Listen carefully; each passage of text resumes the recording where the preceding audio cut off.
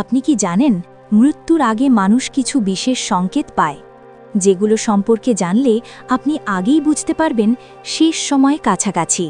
শ্রীমদ্ ভগবত গীতায় ভগবান শ্রীকৃষ্ণ অর্জুনকে বলেন, আত্মাকে কোনো অস্ত্র কাটতে পারে না, আগুন তাকে পোড়াতে পারে না, জল তাকে ভেজাতে পারে না, আর বাতাস তাকে শুকাতেও পারে না।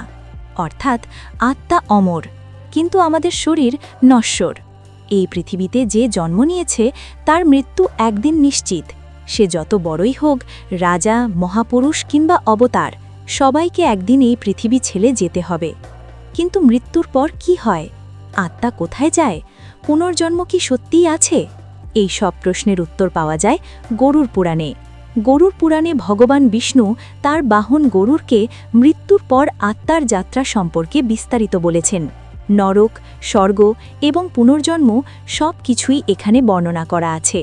এখানে বলা হয়েছে মৃত্যুর আগে মানুষ কিছু সংকেত পায়।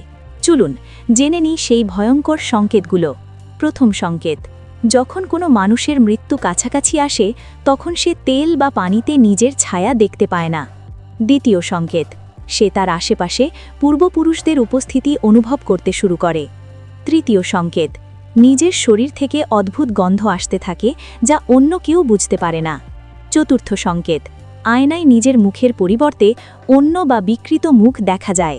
পঞ্চম সংকেত, শরীরের রং হলুদ বা লালচে হয়ে যায়, ভেতরে জ্বালাপোড়া অনুভূত হয়। ষষ্ঠ সংকেত, সূর্য ও চাঁদের আলো ঠিকমতো দেখা যায় না, সব কিছু অস্বাভাবিক মনে হয়।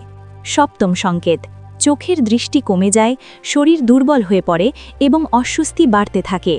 বলা হয় মৃত্যুর আগে মানুষ তার জীবনের সব ভালো মন্দ কাজ মনে করতে পারে, তাই ভয় পাওয়ার কিছু নেই। মৃত্যু এক চিরন্তন সত্য। জীবনে ভালো কাজ করুন, ঈশ্বরের নাম স্মরণ করুন, তাহলেই মৃত্যুর পরের যাত্রা সহজ ও শান্তিময় হবে।